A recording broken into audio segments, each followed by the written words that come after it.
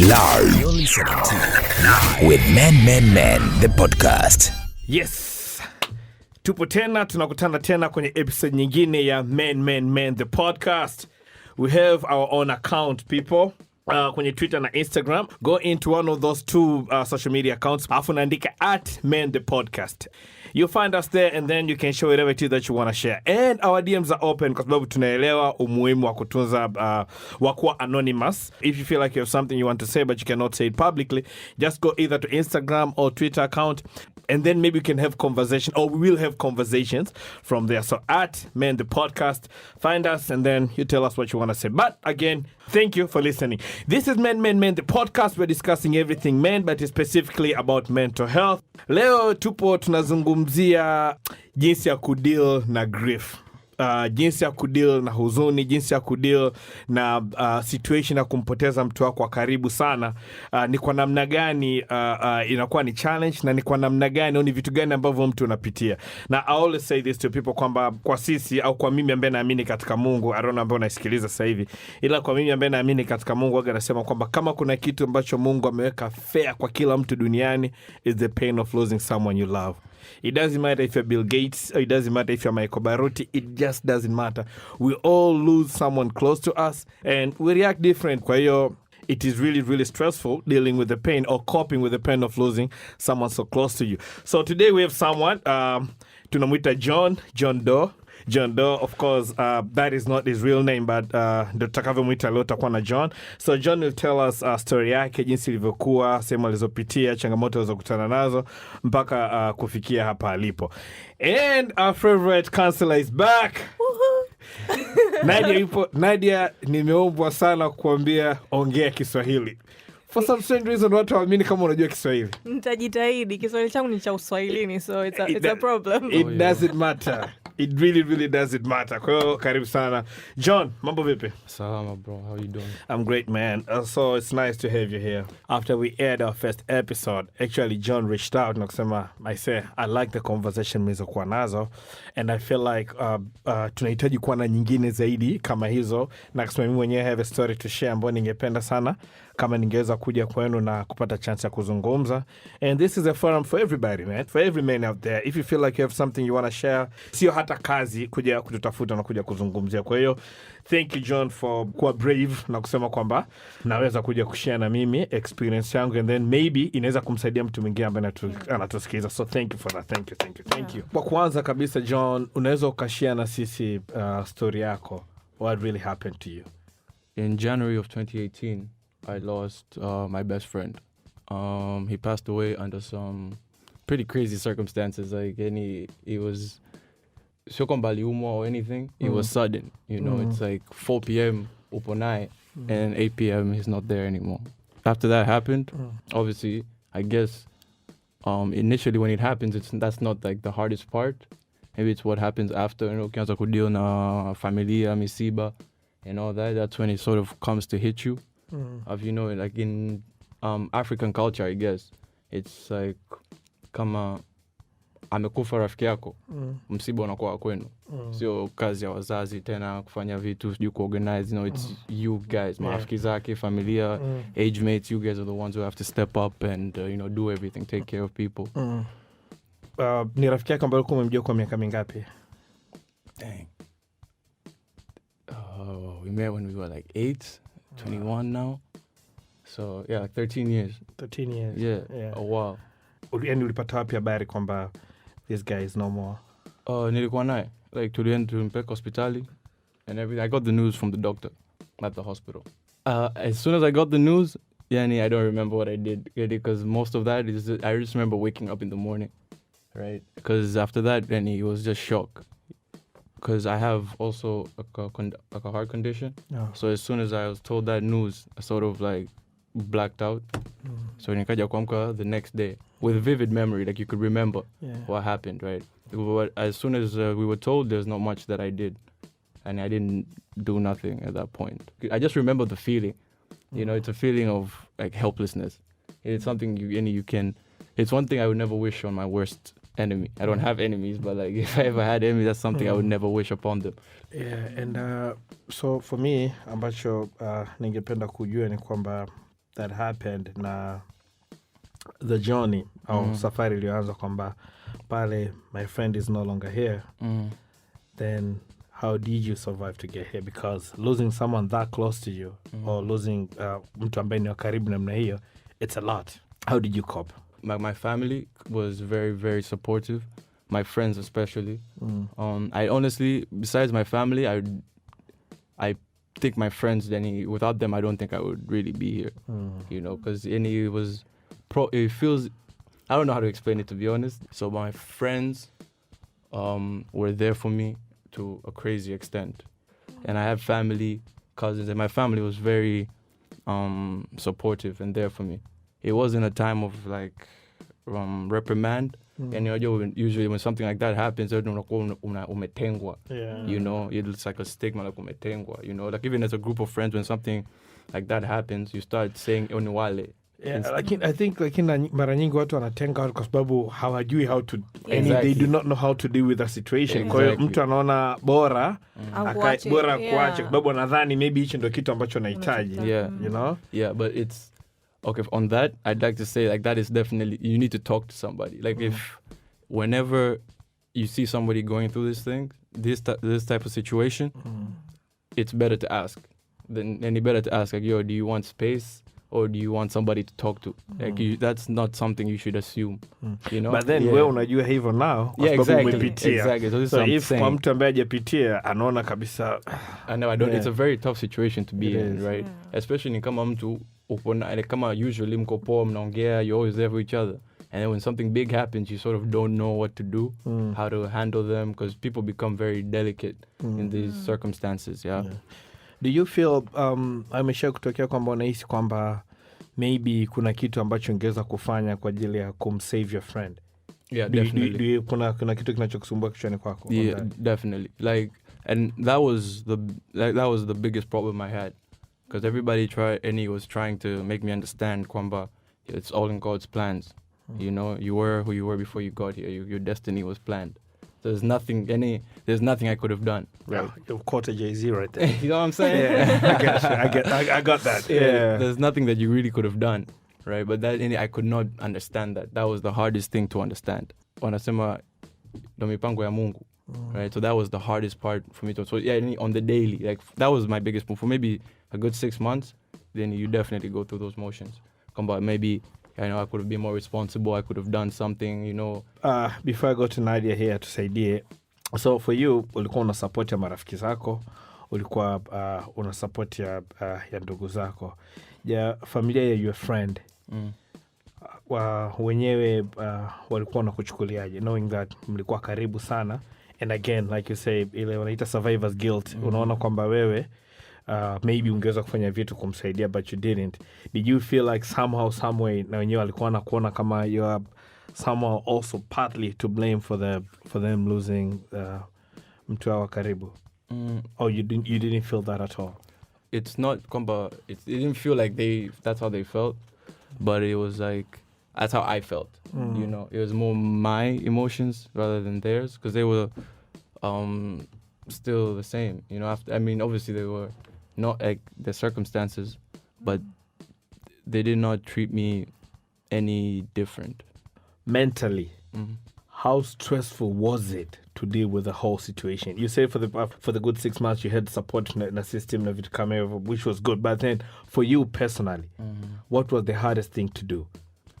And coming to terms that, this person is not here, that was definitely the hardest part. Because for those who believe in God, obviously there's heaven, and mtaonana baadaye, like everything will be okay. And it's not that they're gone, it's just that they're no longer here. They're with you in spirit, you know. So understanding that, kwamba, okay, he's not here, but that doesn't mean he's gone. You know, ukiongea naye, anakusikia, and all that type of stuff.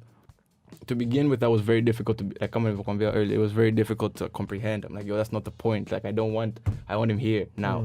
I want my boy here now. So kusema kwamba hayupo, that was the most difficult part. Yeah, because now you have to change like everything, you know. You have to yo, how hard it is to delete any kuangalia simu yake or kuangalia messages, you know, or you talk on Instagram, natumiana memes and all that type of stuff, jokes, reading them over and over again and be like, yo, this guy was actually kind of funny, man. I should have given him. Mimi nakuelewa vizuri sana kwa sababu I lost my dad a couple years ago. Now, for me, the thing is, and it's funny now that I think about it, the thing is, tumefika, I got a call, nilikuwa da, mzee amefariki kwa Morogoro, my brother called me like, no, my sister ndo anipigia, njoo Morogoro. I was like, why should I come? When njoo Morogoro, you know, you're needed home. I was like, fine, nitakuja baadaye mchana. And then basi tu, for no reason, they kind of delay too. So my brother had to call me like, well, your father is no more, go home. So went home. I remember I went home, it was on Thursday. Kwa hiyo tumefika nyumbani, tumekaa pale. During the whole process ya msiba na kila kitu, in my mind I'm like, yani kama nimeenda kwenye msiba wa mtu, sioni kama ule ni msiba ambao unanihusu mimi, you know? So we're out there working, you know, doing everything else that's needed to be done. Lakini in my mind I'm like, kama nimeenda kwenye msiba wa a friend, not mine. It hit me on the day ambao tuko tunaenda kuzika. Sasa now when you have to pay your last respect, you know, unamwona mama pale analia, you look at your brother, your sister, and then it hit me kwamba, oh shit, the man is gone, you know? And I think also for me, it took a while kuja accept, because babu like you, baada ya msiba tukakaa nyumbani, and then, you know, you had to go, I had to go back to work. So nimeenda kazini, still nipo na namba yake, I'm like, he's gonna call me this day, or he's gonna text. Like none of that was happening. And I think ilifika muda ndo nikaanza kuwaza, okay, wait a minute. Kama mimi ni ngumu kwangu kiasi hiki, it must be worse for my mom. Exactly. You know, ndio nikaanza kufikiri kwamba, because I think it took a while to accept. It took a while to accept na vitu kama hivyo. Na tunadili na hizi vitu tofauti. So, nataka kuuza swala ambao I always ask people ambao I talk to with kwenye hii ni kwamba, what is your coping mechanism for you? Yes, ulikuwa na marafiki, ulikuwa na nani, kwa sababu, and I think mentally for me that's the most important question, because it either shows how strong you are or how much you are affected na hili swala. I think one thing I definitely know like I needed to do was get closer to my family. Yeah. And you know, my family is very close. It's very close. So I figured like, yo, this is a time where I need, you know, the family is everything, they say. Right? I was like, yo, I have my grandparents. I didn't go through this myself, you know. My whole family on Mepitia. So I was like, okay, these are people who are not experienced. Like they've been through this. They've lost people that they loved. Nikki, if I decide to turn to things like to experiment with different things, it might not end well for me. Ukiwa nasema na bibi akikuangalia tu, she can tell like, my grandkid is not okay. You know, okay, tukae tuongee. Your aunts or my parents as well. So I definitely got closer to my family. You know, I was a bit more open to them. We'd have conversations. We'd talk about things like we hadn't talked about. So yeah, I think getting closer to my family was one thing I definitely thought was urgent, like was needed. Yeah. Nadia, ukisikiza story ya John, what he went through, aliyapitia, na especially kwenye swala la kukop na kuwa karibu na familia na vitu kama hivyo. In terms of grief, especially kama, you know, probably wanapitia the same pain au maumivu kama ambayo unapitia. How do you navigate through that? Kwanza, I want to say, grief isn't just losing a person. You know, you can go through grief hata kama if you've lost a job, or you've lost something that you care about, a possession, you've lost a way of life that you're used to. Yeah. So, if grief kwa Kiswahili tunasema ni huzuni, tunasema huzuni. Huzuni is sadness. Grief ni majonzi. Majonzi labda. Yeah, tuseme majonzi. Yeah. Unajua grief or majonzi ni often that is the period where tuna learn jinsi ya kuadjust. So as you said mwanzo kwamba it was so difficult. Now unaangalia simu, this person you used to talk to all the time, you used to share memes with, ulikuwa unaongea naye, unatumiana music and different things. And then suddenly now that person hayupo. You know? Mlikuwa mna plans za maisha, za future, za work. And then suddenly now inabidi uanze kuadjust. Okay, how do I figure things out and do things myself? All of that falls under grief. and the way I like to look at grief is it's an adjustment period.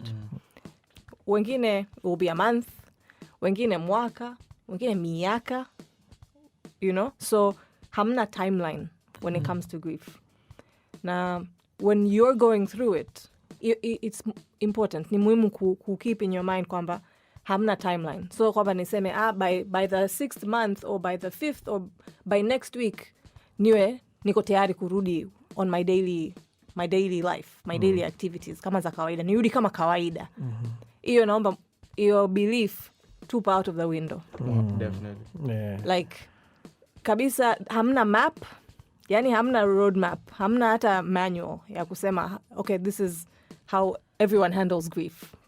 Kila mmoja wetu ana handle tofauti. We tend to, sometimes we've not experienced it or we're not taught. Hamna mtu anakufundisha, jamani mtu akifa, this is how you feel, na hichi ndo utachokipitia, na hichi ndo inabidi ufanye ili uendelee na maisha yako. Haufundishwi.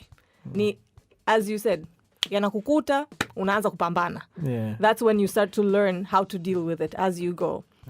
So often us as humans, how do we learn? We observe. So tunaangalia mama angu when lost someone, how did they deal with it? Baba, how did they deal with it? A friend, a neighbor, wamehandle vipi? Wavokuwa na msiba, or wavofiliwa, or when they lost something. And so we try to look at how others behaved and how they dealt with it in order na sisi to apply. Lakini when it comes to grief, unaweza ukachukua kila kitu acho apply Nadia. Say Nadia used to exercise more and do this more and this, and then she got better. But it doesn't work for you. It doesn't work. Iyo inakupa frustration even more. Na kila loss is unique. Kwa sababu association zako, relationship yako tofauti, your memories are different with each individual. So unaweza ukawa wewe umepitia, yani umempoteza bibi, babu, a neighbor, a friend, and you're like, okay, I dealt with it different. Then you lose someone and you're completely shattered. And now, as we do very well, we start beating ourselves up. Kwa nini now I'm not managing this? Like nimeshapoteza watu wengi tu kwenye maisha yangu. Leo hii mbona inanichukua muda mrefu? Mbona inanichukua mwaka au miaka to get over this or to move on with my life? We're our biggest supporters sometimes, but we are our biggest critics, and we it's like we push ourselves down so hard that the world doesn't even need to do anything. We do that all on ourselves. Na nitaka kuuliza kwako John, ni kwamba most often kwenye cases kama hizi kitokea, people around you wanakuambia, "Cheer, you're a man." You know, you're a man. Don't get emotional over these things. Wewe ni mwanaume, kaza, komaa, you know, na vitu kama hivyo. Na wengine wanakuambia kama una live nitegemea watoto wa kike wataliaje, na vitu kama hivyo. Did you go through that? No, not really. No, Thank God. Yeah, thank God. I think if I did, I would have beat someone. But no, I don't think so. And you can't. I think this is like a side note.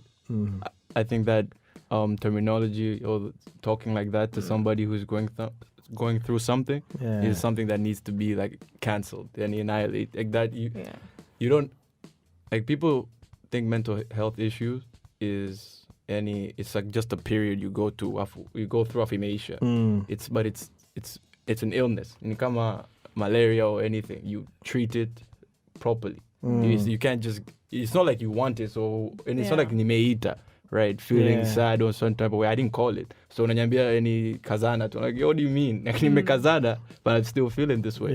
You know? So maybe thank God I did not have people who were like, yo, man up. Obviously, it's different from unaambiwa, okay, you have your period to go through your grief, but at the end of the day, life needs to go on. That it takes inahitaji kufikiria sana au kuwa na understanding kubwa sana kuweza kufika hapo, kuweza kufikiria jinsi ulivyofikiria. In most cases kwa watu wengi tukipoteza mtu, all we care all we think about is ni kwa namna gani maisha yanakuwa magumu bila uwepo ile mtu mmoja. Na pili, katika context yetu na katika hii podcast yetu Men the podcast about mental health for men, in most cases wanaume waga tunaambiwa kwamba well, not in exact word, but they say don't be a bitch about it. Yeah, facts. Not in exact words, but literally that's what they mean. That's how it feels. That's how it feels like, don't be a bitch about it. Man up and move on. And this is why I want Nadia kusikia opinion yako kwenye hili swala ni kwamba in such cases are when people wanapoassume kwamba wanaume hawawezi au wanaume they need to be tough even katika the point ambao they are most vulnerable. How do you help someone out in that case? Okay. Well, by not calling them a bitch, I know for start, but then, Yes. So for starters, kwa sababu usually, again, as I said, sisi tunajikandamiza zaidi kushinda watu wanapotukandamiza.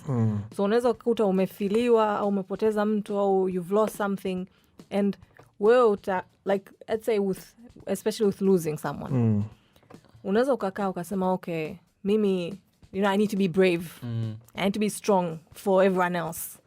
Because now his mom is mourning, his parents, his siblings, I have to be strong for everyone else. Yeah. So most times, and a lot of the times, what I've experienced, a lot of my clients have told me is they felt the need to be strong during that time. We have ceremonies. Tunakuwa na rituals zetu, misiba, kuna sijui matanga, sijui kuna nini, and then there's the actual funeral. All of those are they're really good practices because that's when you say goodbye. And that's also a nice time. Come on, you feel like crying, cry. At that point, it's very important to just let your emotions out. Like, embrace them, look at them, dissect them, ziachie, yani ziflow. Because at that point, that's an important time of grieving. Lakini wengi wetu utakuta muda huo ndo umekoma. No tears coming out because you're working very hard to keep everything back so that you appear strong and so that everyone else feels that he's okay. Yeah. We're not here to support him. That's how we feel. We're not here to support you. We're here to mourn the deceased. Wow. Exactly. Yeah. Unajua, a lot of us tunapitia hivyo. So siku ya msiba hauli. Na pia hata religion wanakuambia usilie because muda huu ameenda a better place. We muombe bora. Like I understand it's good ndio if you're religious omba na nini, lakini hiyo kuambia watu usilie kwenye msiba, usilie, yani wewe unavolia unazidi yani I think this is a comment I've heard, ukilia hapa unamfanyisha yeye anapata huzuni zaidi. I'm like, seriously, amekufa. I'm sure they're sad and they're leaving us, but I'm also sad. Unajua usiniambie nisilie eti namuongezea shida wakati mwenzangu na mimi nimempoteza. So it doesn't really make sense. That's one thing I hear a lot kwenye misiba. Yeah, so mtu kama like you're in that position and unamwona mwenzio is grieving, instead of kumwambia kazana, be strong for XYZ or be strong for the deceased, to just like let them embrace whatever feeling they're going through. Wachie kama wanataka kulia mwachie alie. If you want to be a part of that process, go be a part of it. Kama unaona mimi sina uwezo wa kukaa hapa na because it's like containing. If you're not very much affected by the loss and you're wanting to support someone, then assess, nina nguvu za kutosha kwenda kumsupport mwenzangu sasa hivi. So when you're planning kwenda kumsupport mtu, uwe aware kwamba am I capable? Because sometimes watu wanasema be strong kwa sababu wao they don't know how to deal with you. Hawajui jinsi ya kukusupport. Na ndio maana wanakuambia kuwa strong ili wanajiprotect wenyewe. Wow, I've never looked at it that way really, but it could be true. Kwamba deep realization right there. Yeah, that was deep. That was really, really deep. It has just hit me. Yes, that is usually the case. Even when I tell a person like, yo, man, I understand what you're going through. Just be strong, man. It really is more for me than for them. Exactly. Wow. So, yani, rather usiende. Mpe pole, and then you continue. Let someone else mwenye uwezo wa kuja kumsupport aje kuongea naye, aje kukaa naye and help them in that time. Kwa sababu the only thing you're going to do by kumwambia mwenzio kazana, be strong, wewe ni mwanaume, or you have to have this strong front for everyone else behind you. It does more harm than any good. Sometimes I always, now that you've said it, ndo naanza kuwaza. Sometimes it makes you, nawaza kwamba when you say be strong, kipimo ni nini? Not crying? Not crying, carrying a Is- house, building a house Is or it something. not? Is Like, what do you yeah, mean? like what is it? Is not Exactly. crying? Is not crying actually being strong? It's not. Like, I don't feel it is. I feel like strong people cry. Yeah. When they need to cry, they cry. Yeah. I think being strong is being able to control your emotions. Yeah. Like, if you can control your emotions, you're stronger than a person that doesn't show their emotions. That's really good. Yeah. Thank you. Yeah, that was very well articulated. Yeah. So it is okay for now. Inakuja kwenye culture yetu sisi. Tunakuja culture yetu sisi ambayo tumekulia Tanzania na tunajua jinsi gani ambavyo wanaume tunakuwa held in high regards, especially inapokuja kwenye swala la control emotions zetu, especially kwenye swala kwamba wewe ni mwanaume. You know, inakuja. I want to know, and you've touched on it a bit, but I want to know how much pressure does they actually put on men now? I've told a lot of people, Be strong. be strong. I've said that to a lot of people. And it comes from a good place. Yani natoka katika sehemu nzuri kabisa na nia nzuri kumwambia mtu ili, you know, unaona kwamba unawasaidia ku help growth. So, coming back to my question, how much pressure does that put on men? First, I want to backtrack. When you told us about losing your dad, there was a moment you said, I realized kwamba my mom must be going through something even deeper. That is you telling yourself indirectly to be strong. Because you are considering, okay, my mom must be going through it even more than I am. You see, when I say we do this to ourselves, we do it, and it doesn't have to be overtly. Kwamba, Nadia, pambana, you must be strong for your mom or for your sisters or for your siblings. It's the subtle things. You know, hata mama imemchoma zaidi. You know, yani huu ni muda wake mourn this loss. So I'm gonna be tough. To your question, kumwambia mtu be strong. Uwe na nguvu sasa hivi, muda huu familia yako wanakuhitaji. You know, wazazi wako wanakuhitaji. So don't crumble. Yeah. You know? Don't break, because now utawapa mambo mengi zaidi for them to stress about. Kwa mmeshapoteza mtu na wewe, now you're crumbling. So now it's like two things that everyone needs to be juggling. That just, again, it isolates the person who's going through this. Kwa sababu unaniambia be strong, probably you've not asked me or allowed me to cry or mourn or just tell you how shitty I feel. Kitu cha kwanza unaniambia be strong. You're not seeing And me. sometimes we just send text to people. Yeah. We don't even atuende hata kuwaona. We just send them text. Yo, bro, I feel you, man. I know kicho kutokea pole sana. Just be strong. Yeah. Shit. Yeah. And that's the other thing. I feel like ndio wote tuna experience loss, wote tunapoteza watu, wote tunapitia hizi vitu, lakini kumwambia mtu I know how you feel. Sometimes it's helpful, but it isn't, basically. Because I sit there and I look at your message, I'm like, Okay. no. Yeah, nah, bro. Hapana. No, you do not. No. You know, and each of us deals with our own pain differently. So, hata kama we all lost someone today, the way mi nitadeal nayo tofauti na how it will impact me tofauti compared to you, compared to John. Yeah, I'll tell you honest, this is a learning session for me because in my mind, siku zote waga nasema, mtu akiniambia labda I've lost my dad. My first reaction is, I know exactly how you feel. You know, I know exactly how you feel. Pole sana vitu kama hivyo. But now that you've said it, naanza kufikiria, maybe yule mtu alikuwa close zaidi na baba yake kuliko mimi nilivyokuwa na baba yangu. Or probably mimi nilikuwa close zaidi na baba yangu kuliko yule mtu alivyokuwa.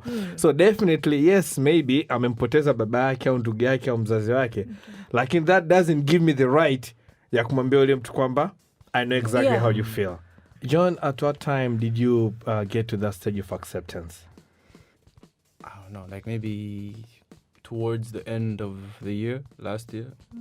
Yeah, msiba ulitokea on New January. Year 2018. Yeah. So towards the end of 2018. Yeah, because yani, after it happened, weekly I'd go to the graveyard, like weekly.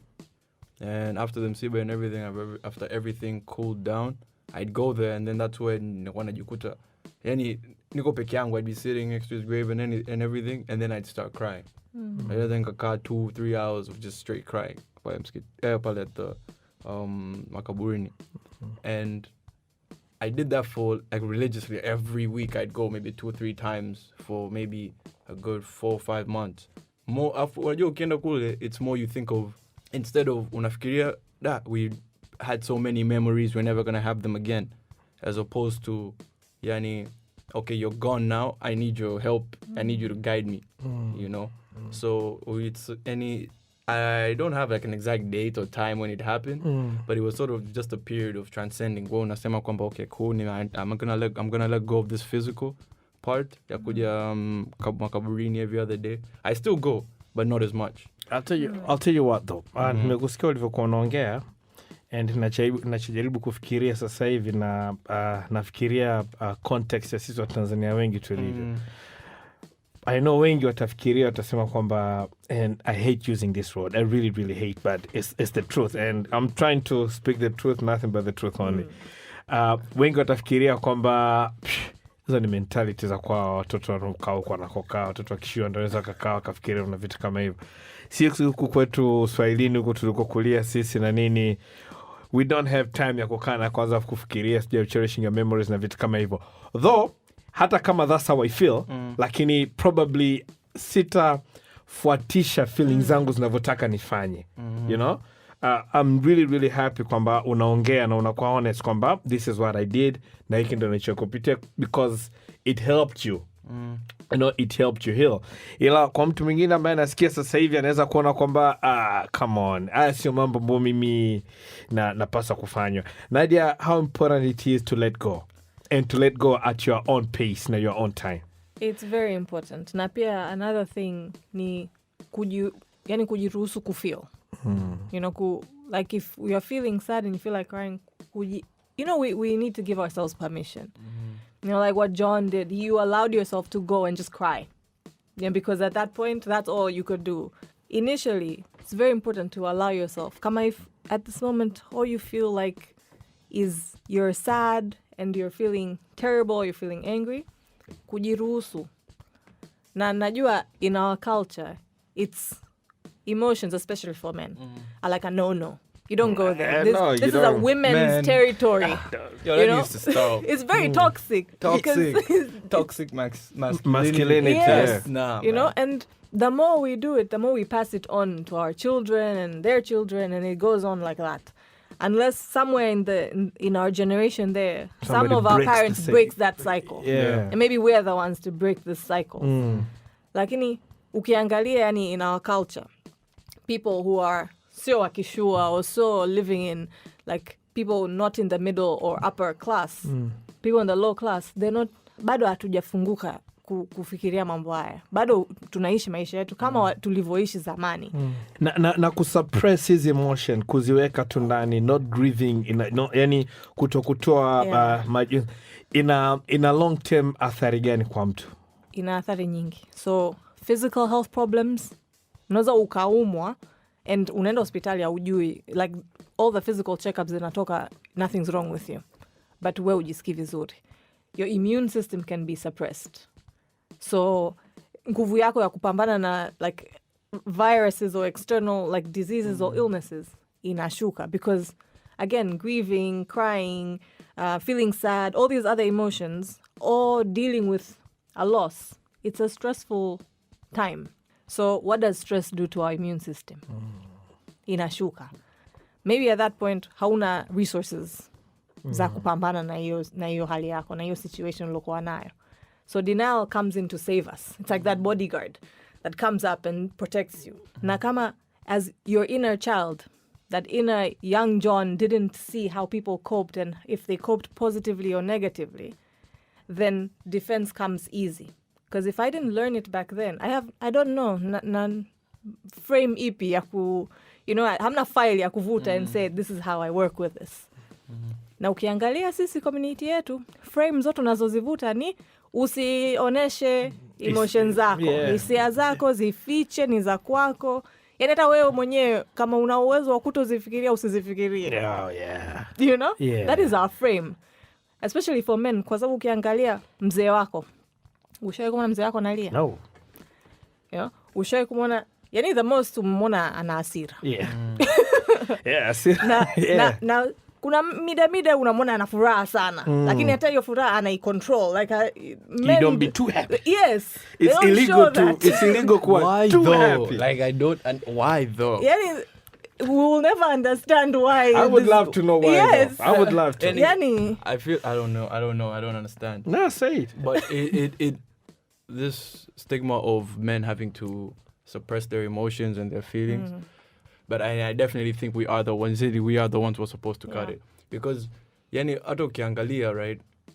The relationships that some people, like for example, me and my parents, right? They're very, my dad is okay with being emotional, which is where I got it from. I learned, like, yo, as a man, you have responsibilities and you have to have a stance and you have to stand strong, but there's no, why are you running from your emotions? And I believe not only as a man, everybody should try to be strong, but there's only so much you can take. Exactly. So any running from your emotions are a part of you, right? So how can you run from something that's a part of you? So you're just prolonging it, regardless. You can do it. You can drink as much as you want, do as many drugs as you want. At the end of the day, you're just gonna be drunk with your emotions. They're gonna be there. They're gonna come back. Because maybe I went to a psychiatrist. Now you left out that part. Yeah, I went to a psychiatrist after being forced to. Who forced you? My mom. Why did she force you, Nathan? Because like my mom is a person who understands. Then and I saw my situation, son. So she saw me throughout that period. But my mom was like, no, this is like too much of a traumatic experience for you to just, let it slide. And when I potezea kama, it's not that big. So I okay, even if haikusaidii, ilimradi umeenda, right? Usije baadaye. And that's how people always say, even if it's not going to help you, wenda tu. Exactly. Wenda tu. Because people I think they know after a while, then utaona umuhimu wake. Exactly. So when I went, like maybe the first 2 weeks, every day I leave there with my mom and I'm like, yo, why are we coming here? Like, what is the point? And it's there. But 2 weeks after that, after the first 2 weeks, kila nikitoka pala, I'm in tears. I'm in tears. Wow. Because like the counselor's job is not to solve your problems or anything. Yeah, they take what you have to say or what you don't have to say, and they just put it out there for you to understand. That is what counselors do. Wanakaa wanakusikiliza, and then they put things in places where you can understand how you feel. Wow. Right? So as men, if you feel like you need to go see a counselor for anything, whether umeamka vibaya, you feel like, okay, I need someone to talk to. Sometimes your friends don't have all the answers, your family doesn't have all the answers. So you actually had to go to therapy? Yeah. How many sessions did you go? Or for how long? About a month and a half. About a month and a half. Yeah, at some point nikafika after a point where nikaanza kujielewa, like, okay, cool, I understand what she's saying, and akaanza kunipa coping mechanisms and stuff. After that, anakuambia kwamba, okay, go and practice these coping methods. If you feel like you need to come back, come back. Yeah. But if you don't feel like you need to come, it's not like a checkup or njoo after a certain time. If you don't feel like you need to come back, don't.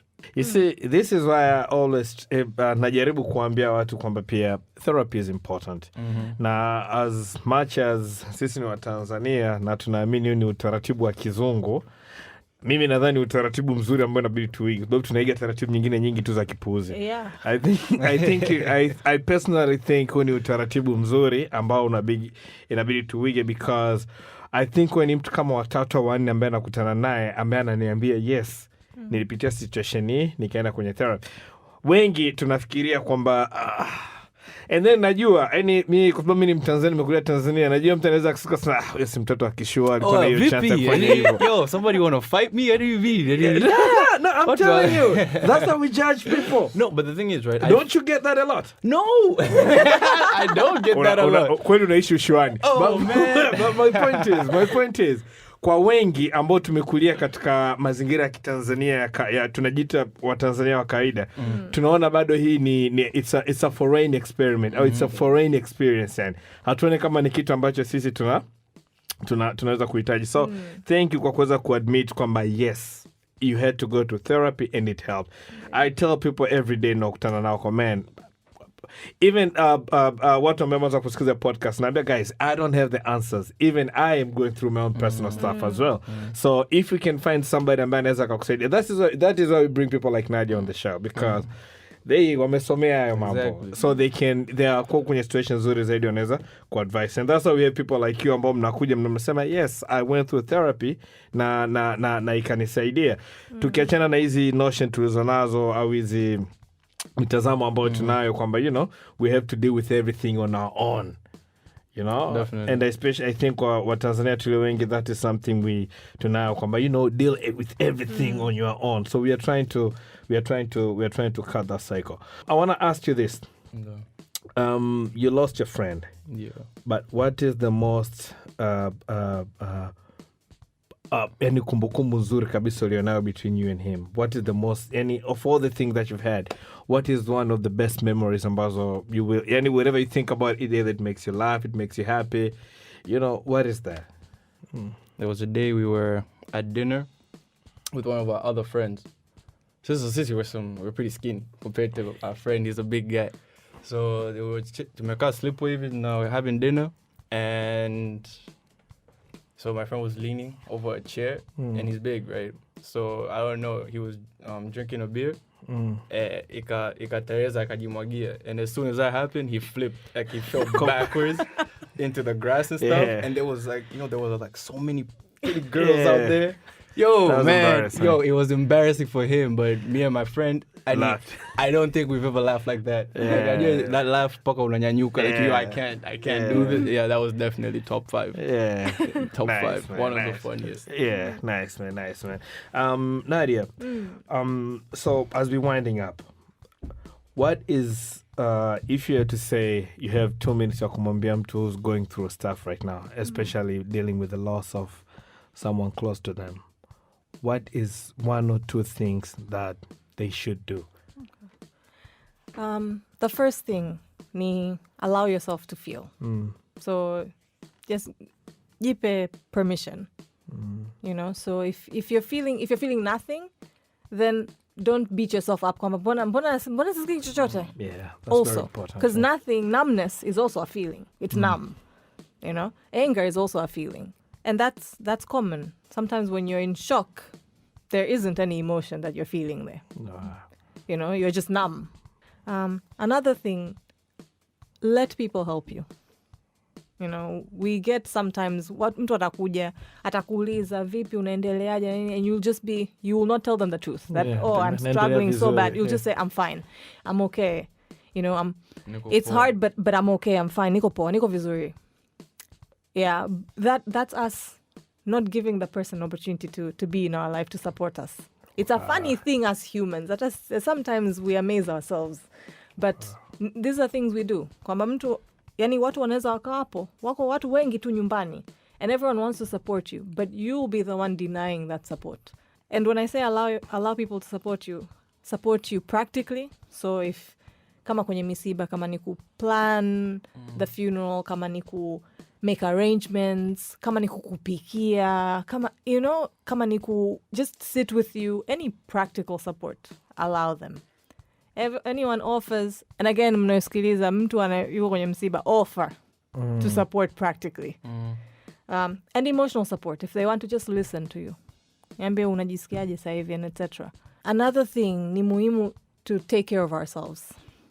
So during time when we are in this hole that we feel is very deep and is very dark, we forget to look after ourselves. And when I say look after ourselves, ni kujali, unakula, unalala vizuri. Like, are you getting some physical exercise? Because your health doesn't take a pause when you're grieving, by the way. Yeah, true. Yeah. Your life can take a pause. You can stop going to work or stop going to school. Na pia hata kazini unapewa break kidogo hata for few days ukiwa umefiliwa. But your body does not take a break. It actually is working extra hard. Kwa sababu when you are grieving, ni kama vile sasa hivi uko vizuri, like you're just dealing with the shit that's been thrown at you. When you're grieving, you're carrying like 100-pound weight on top of it. Wow. So you stopping to do your regular self-care practices is suppressing your body even more. And if you feel like it prolongs, so now it's going on, you're not sleeping for more than 2 weeks, go see someone. So have fun. Like, yes, ndio, nimefiliwa, my friend is not here, who I usually have fun with, or my family has gone off. What will society think? I'm going out and I'm having fun. Oh, yeah. Wakati Oh, nimefiliwa yeah. sasa hivi, eti mimi niko yeah. hapa, niko Elements. niko elements au niko mlimani naenda movies. You know? Yeah. Oh, yeah. Yeah, that's the other thing. Yani, we make each other feel guilty. Like, you're seeing me trying to survive, and then you're making me feel guilty about it. Yeah, like, why are you trying to survive? And we are mad for you trying to survive. Yes, exactly. That's the thing. Like, you're rooting for me to cope through this, but when I'm trying to cope, unaniambia, hey, wewe umefiwa juzi wewe. Yeah. Hawe, niache. Like, I'm trying. Crazy, man. Because sometimes, ndio, umefiliwa na sasa hivi you're going through the worst of the worst and your emotions are all over the place. Lakini it's very important to keep up, like, do something enjoyable. That's how you avoid getting into a depressive state. Wow. Depression is a lot of isolating yourself from friends, stopping doing things you enjoy, just putting yourself in a corner. That is depression. Yeah. So, and when you are grieving, we don't diagnose you as depressed during that time, at least after 2 months and you're still in that process. We really need to assess to see if it's gone into depression or something. But during those 2 months, we can put ourselves in a position to get into depression. So during that time, try, so whatever is something that you enjoy and works for you, do it. Do it. I know that there are a few things that both of you touched on indirectly, but I just want to share some of the stages that we kind of go through when we're grieving. Yeah. So there are 5 stages. A, denial. Unakataa kabisa. Nakataa. Au hata hujakataa, yani unajikuta unaenda msibani lakini wewe kama vile haupo. haupo. Like, you're just How I going through the felt, motions. how I felt. Yes. Like, nipo kwenye msiba. Like, how I felt ni kwamba it can happen to everybody else, but it cannot happen to me. Exactly. Kwa hata kama ule msiba nimeenda na kama nimeenda kwenye msiba wa rafiki yangu fulani hivi, but really is not that I lost my dad. So Yes. yeah. And then we have anger. Hasira. So asira yourself, asira towards the person who's gone, asira kwa Mungu, asira kwa, like, life in general. Like, there's just a lot of anger. Yes. And then we have a stage where we go through this depressive state. So hapo now we've accepted they're gone. Yeah. We've gone through our anger and now it's hitting us kwamba, okay, shit, it's real. Yeah. A lot of the times anger is there to mask our sadness. Yeah. So we're sad, but we don't want no one wants to feel sad. Anger is much easier to deal with because it's overt, it's strong. So, and I feel like can be a strong emotion for men. Yeah. It is a strong emotion. That's one thing you express very well. It's, So depression is the other stage that comes in, And again, I want to say anger. When you are angry, just know my anger is trying to protect me from my sad. Yeah. And then we have bargaining. So we bargain either through prayer. So we ask God, Yamani Mungu, if you just let me speak to them one more time, and I can, naweza kumalizia dukuduku langu nimwambie au there's few last things, because no one is prepared for anyone to die. Like, you never have the last talk. Wow. So often we go through this bargaining stage. Wengine it's like, rather basi take me, bring them back. Yeah. Oh, that's another stage. Wow. And that could be a first stage for some, that, okay, I'd rather let it be me in their position. Often we can bargain like that. Okay, Mungu, can I have the last chance? Or if you bring them back, if you let that cardio whatever graph go, start ticking, and your heart is pumping back, I will be a changed man. Yeah. Nitaanza kuomba Mungu kila siku. Na nitafanya unayotaka wewe tu. Exactly. Yeah. And then the last is acceptance. So, and as I said, we can go through all of them, or we can go through one or two, and we go through them in our own order. Sometimes you forget. I kept my dad's phone number for a while. And I still remember the number, but it was in my phone for a while. And you'd always feel like, I might get the call. Yeah. Or should I make the call? Like, unajua kabisa kwamba it cannot happen, and it's not happening. Wow, so you talk about denial, anger, depression, bargaining, and acceptance. Yeah. Guys, This has been a very, very deep session for me personally. This has been really, really personal for me as well because, like I said, and I'm sure for anybody who has lost somebody as well, we all know these feelings, man. We all know these feelings now. Na kwa wanaume wengi tunapopitia situation kama hizi huaga hatutaki kuleta hisia zetu hazijulikane au watu kujua kwamba ni kwa namna gani tunavyojisikia kwamba we have to be strong na vitu kama hivyo. Lakini what I've learned ni kwamba you do not have to be. Sio lazima uonyeshe kwamba kwa sababu wanaume sio kuonyesha ni kwa namna gani unaweza ukaficha hisia zako rather than kukubali. Na also nadhani pia kukubali kunaweza kusaidia watu wengine waliopo nje yako kusaidia jinsi gani kufahamu how they can deal with you. Exactly. You know? So you make it easier for everybody actually. Yes. You know, instead of making it weird and people not knowing should we call, should we text, you know. Instead of people walking around eggshells around you. People are walking on eggshells like nikigusa tu hapa nimeharibu na vitu kama hivyo. So let's be more open for our emotions. Again, I cannot tell people how to grieve. I cannot, seriously I cannot. You know what I hope ni kwamba, as I always say, I hope mtu ambaye anasikiliza right now na anapitia hiki kitu au anamjua mtu ambaye anapitia hiki kitu, especially at the point of losing someone you love. Just know that this podcast is here for this kind of things, especially for men, you know. Let's talk more, let's open up more na vitu kama hivyo. So thank you John for coming through, and I'm glad kwamba upo sehemu ulipo sasa hivi. And the most important thing is thanks for sharing your story and experience, because I know it's not easy. It really is not easy. It's like tuna unpack vitu ambavyo ulikuwa umeshafunga. So thank you for coming through. But that's a good sign that he's dealt with it. It is a good sign. It is a good sign. You didn't break down in tears. I just want to say that it gets better. Like no matter how you feel when it happens, any huzuni ulikuwa nayo, chochote ulichokuwa nacho, and it gets better. But msiogope. Like don't be scared to ask for help. It's okay to not know, as long as you ask for help. Yeah, I don't really have anything else to say, man.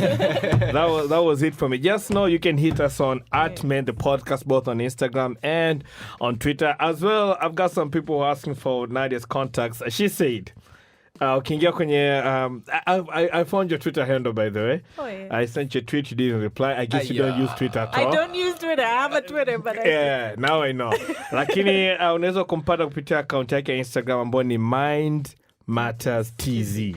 And then ukishamfollow pale, there's I think kuna link ya website. Ukiingia pale you'll find all the way namna gani ambavyo unaweza contact. But that was it from me. Thank you again for listening. And if you have anything else to say, like I said, unajua jinsi ya kutupata. Till next time, man. Mimi naitwa Michael Baruti. Stay safe and take care out there. Thank you. Men, the podcast.